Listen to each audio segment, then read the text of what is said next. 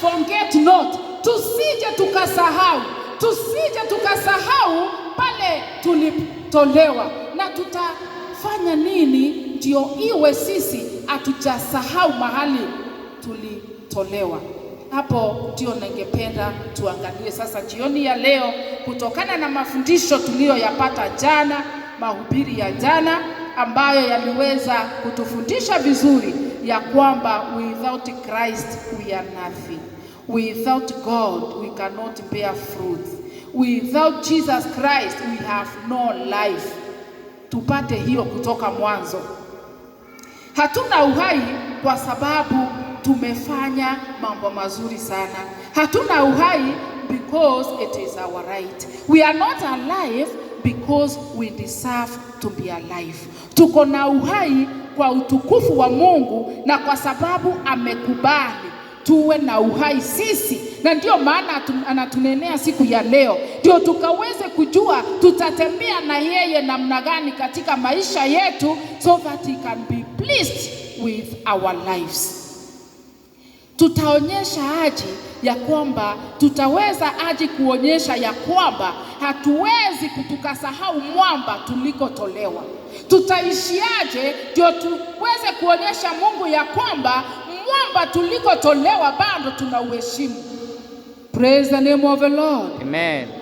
Mara nyingi ni kawaida kwamba kwa maisha ya mwanadamu, wakati mtu wako na mahitaji, hata katika maisha ya mtoto, utaona kwamba mtu akiwa mtoto mdogo anakuwa so much dependent on the parents, kwa sababu kwa kila kitu ambacho anakihitaji, asipopewa na mzazi hawezi pata mahali kwingine pa kupata kitu kile. Lakini utapata kwamba vile mtoto anaendelea kuwa mkubwa, ndivyo anaendelea kuelewa jinsi anavyofaa ama vitu anavyofaa kuwa anajitayarisha katika uzee wake, pia yeye kuwa mtu wa kujipea na pia kupea mwingine. Hivi ndivyo ilivyo katika maisha yetu ndani ya Kristo. Bwana Mungu anatarajia ya kwamba tunapoendelea kukua ndani yake, tunafaa kuwa watu ambao wanamtegemea, na tunapoendelea kumtegemea namna hivyo, pia yeye wakati tunakomaa, tunakuwa wakomavu. Sasa kuna vile vitu ambavyo pia yeye anatarajia kutoka kwetu. Praise the name of the Lord. Amen. Na mambo haya ndio yanamfanya aseme ya kwamba forget not the rock from which you were cut. Tukilinganisha mambo haya na maisha ya mtoto na mzazi, inaenda vizuri, kwa sababu katika uhusiano wa Mungu na mwanadamu, anatarajia vile tu unavyoona uhusiano wa mtoto na mzazi inakuwa. Na ndio maana anatukumbusha ya kwamba bila yeye hatuwezi kitu. So ni mambo magani ambayo Mungu anatarajia sisi wenyewe tuweze kusimama na kutarajia kutoka kwake kwa kila siku? Maisha ya kila siku ya maisha yetu ni maisha ambayo Mungu mwenyewe anatarajia aone ya kwamba tumempatia priority katika maisha yetu. Kwa hivyo ningependa tuangalie ni aje tunaweza onyesha dependence on God himself. Point number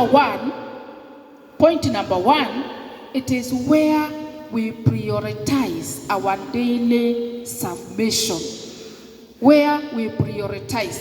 Kanarera tweya tukayukia kumwathikira kwa wontuko kwe our priority. Obedience to the word of God becoming a priority in our daily lives. Bwana Yesu asifiwe sana. Amen. Praise the name of the Lord. Amen.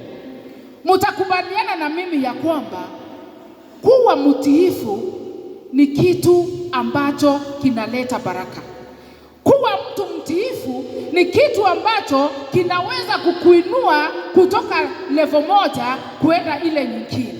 Na hilo ni jambo linalo fanyika katika maisha ya mwanadamu na maisha ya kiungu, kwa sababu hilo ndilo linakuwa tarajio la Mungu ndani ya maisha yetu. Kana mwathani ethaira wirigiro bwawe itumwathikire utuko na muthenya ara onthe tukethira itumwathe first priority as our God.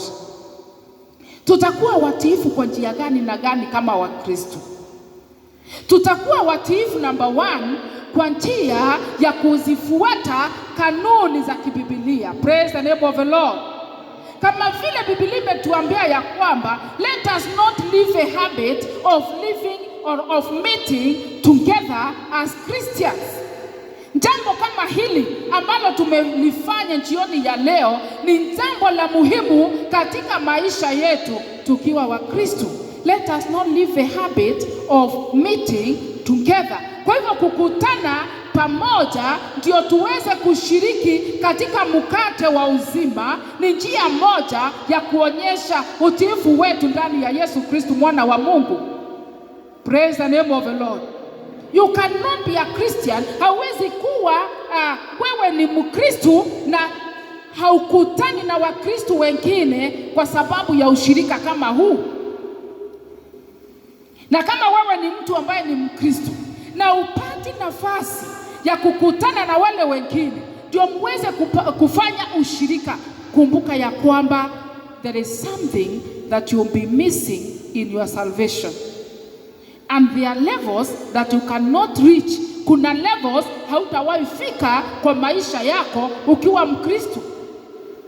Na level hizi ndizo Bwana anatuambia, so that you can have full dominion, so that you can have the full privilege of salvation, so that you can have the fullness of life. Ndio ukaweze kuwa na maisha ambayo yamejaa ndani ya moyo wako.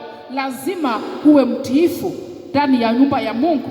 Na utakuwa mtiifu namna gani? Njia moja tumesema ni ya kukutana kama vile tumekutana, ndio tukaweze kushiriki pamoja.